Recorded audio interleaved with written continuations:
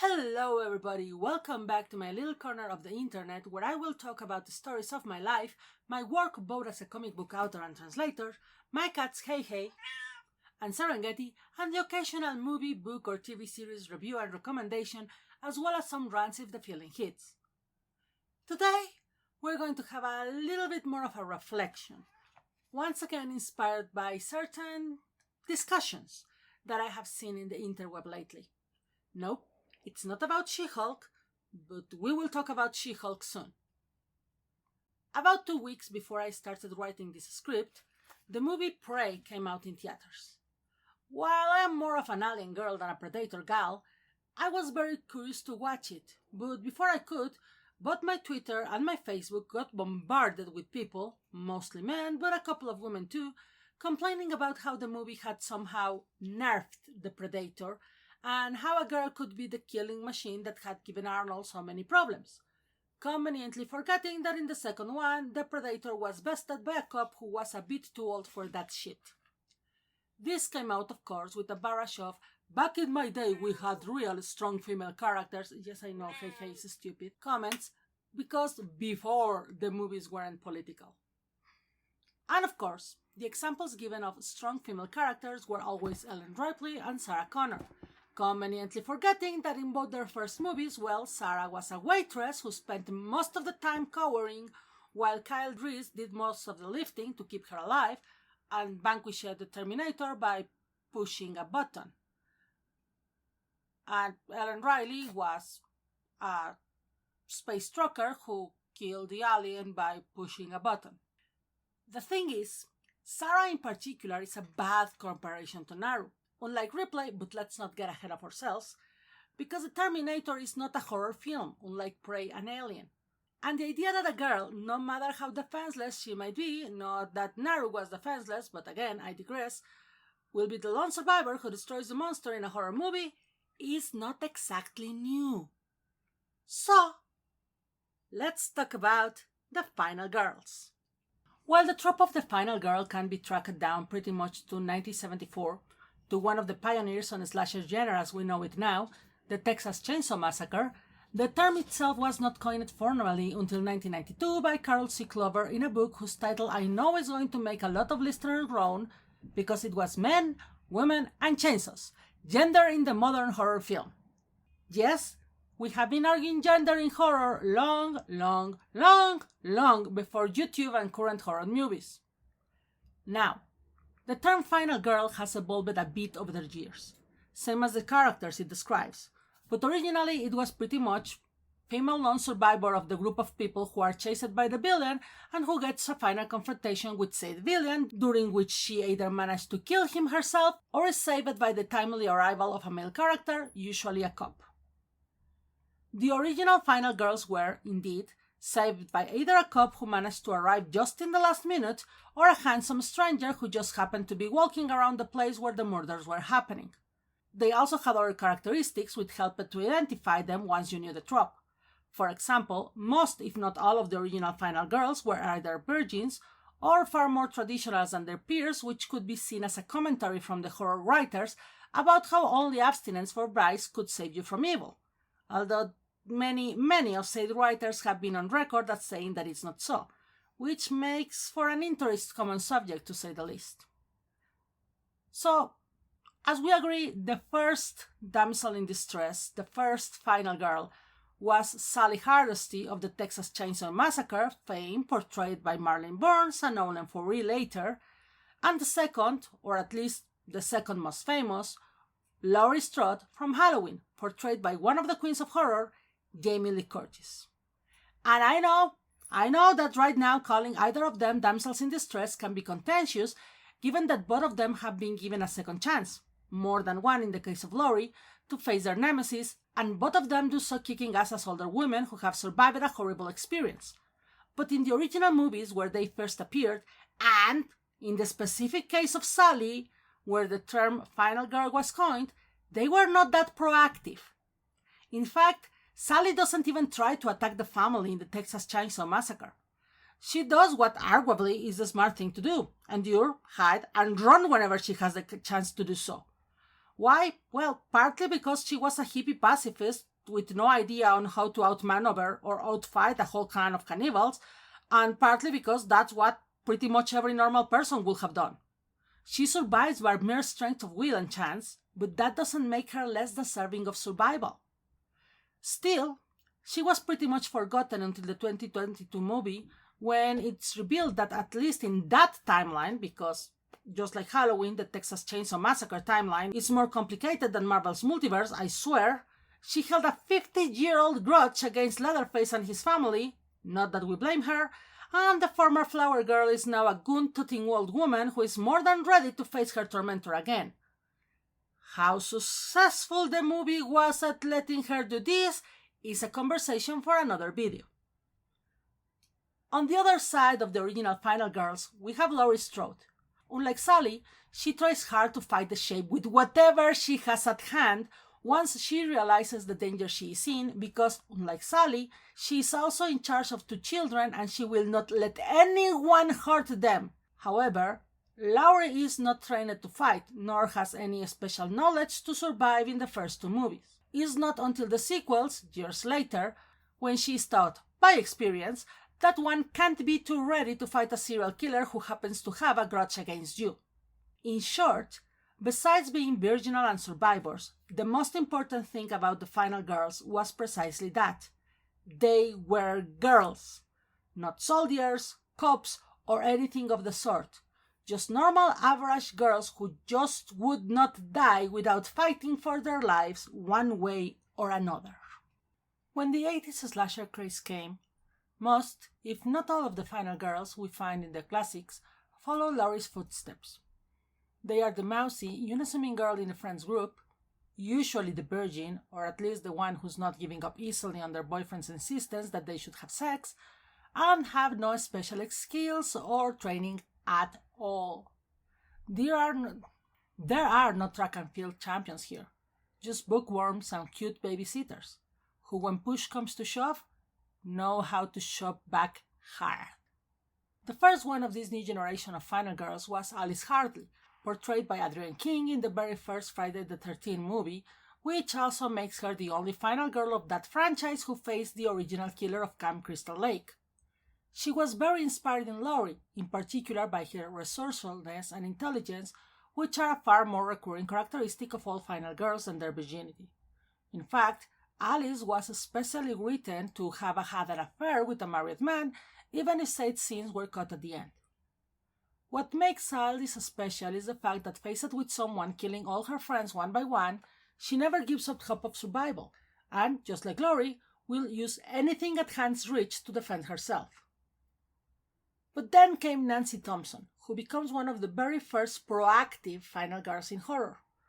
Portrayed by Heather Langenkamp in A Nightmare on Elm Street, later on A Nightmare on Elm Street 3, and later as herself as Nancy in Wes Craven's New Nightmare, Nancy doesn't react to the threat created by Freddy Krueger when he comes for her. She actively tries to figure out his story, his weaknesses, and ways to combat him. And let's be clear, she starts just like Laurie and Alice and Sally, a normal, middle-class teenager with no special training nor skills that could help her with the danger. But after 2 of her friends die horribly in their sleep and she is similarly threatened, oh, she doesn't take it calmly. Unlike her boyfriend Glenn, portrayed by a pre-fame and scandals Johnny Depp, she takes the man stalking her in her dreams seriously and starts researching lucid dreaming, how to remain awake, and even self-defense techniques with booby traps. She is into surviving, as she says to Glenn when he mocks her reading, and shows it hard even if she fulfills the Final Girl trope to a T when she dies in the 3rd movie, the second one she appears in. From then on, we had stronger Final Girls, in the sense that they fight the killer with their smarts, who figure out how to fight them and still start as completely common girls, even if they would end up dying in the sequel no matter what, because that was the best way to show that the killer was not playing around and that stakes were higher now.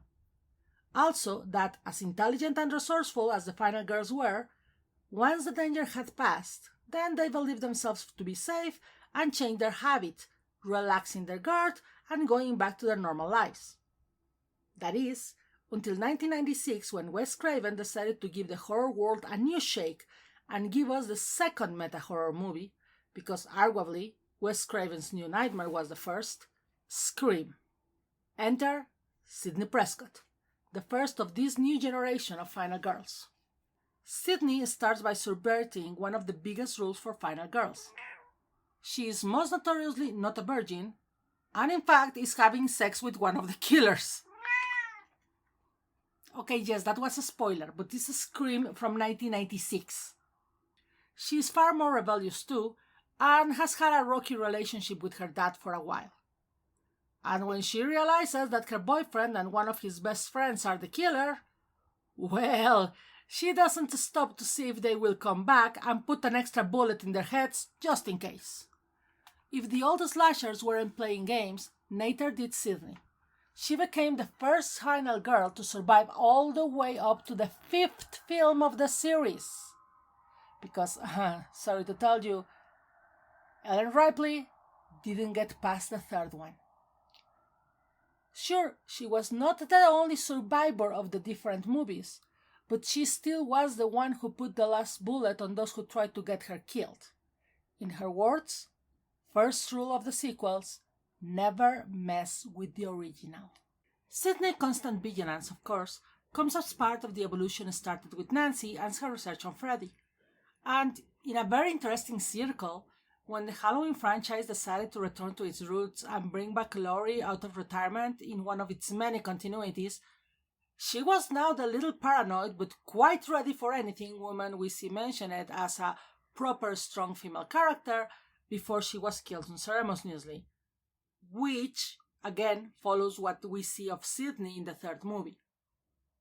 This was so unpopular, by the way, the killing of Laurie, that in the next continuity reboot, the one we are now in, she is once again alive, she is no longer Michael's sister, but she is still as hard-boiled and prepared to face the shape as she always was. And this has continued now even with new horror movies, where we see final, or maybe not so final as some have even managed to save some of their fellow victims, who are not going to let a serial killer ruin their lives. In fact, we have come full circle again to movies and shows that deconstruct and make fun of the concept. From Scream Queens to the Final Girls, from Girls with Balls to All the Loves Love Mandy Lane, we see a lot of different and fun ideas for the final girl trope. Now we have final girls who are actually the killer or are in league with the killer, final girls who are definitely not as pure as snow, final girls who are very aware of the trope and will do anything needed to be the survivor, including backstabbing others, which of course automatically would mean that nope, they can't be the final girl because they are no longer pure, and of course apparent final girls who get killed just when we are sure that they have to be the only survivor, making things more complicated. I have here to give props to 2 specific final girls of the most modern movies that come to mind. Allison from Tucker and Dale vs. Evil, and Grace LeDumas from Ready or Not. Allison is memorable because she is the final girl for the absolutely weirdest reason possible in a modern movie. She survives because she stops to think. She doesn't jump to conclusions and starts thinking that Dale, the hillbilly that meets her, is evil. See, her group of friends are convinced that they are in a horror movie as the group of survivors who is picked one by the evil hillbillies, but the truth is that said hillbillies, the titular Tucker and Dale, are just sweethearts that only want to fix their cabin in the woods and live in peace. The result is an hilarious inversion of the usual horror movie tropes where the hillbillies are the ones who have to defend themselves from the college kids. And Allison's survival is the cherry on top, as it's the only trope that is played semi-straight. And again, given that most of it is because she's not fighting, she reminds us more of the classic final girl, all the way back to Sally Hardesty. Grace, on the other hand, is more of an example of the modern final girl, who, despite not having any training or fighting skills, will fight tooth and nail against those who try to kill her. And yes, I say those, because Grace is not fighting against one serial killer, but against a whole family of them. More specifically, her in-laws, who, because of a variance in tradition of the rich family, have a ritual in which the newlywed to the family has to play a game with them. Grace was unlucky enough to get hide and seek, where, well, basically you hide, and if someone finds you, you are dead. And so, Grace becomes the first final girl that I can think of who has to survive against about a dozen killers, all the while in her white wedding dress, which obviously is not white by the end of the movie.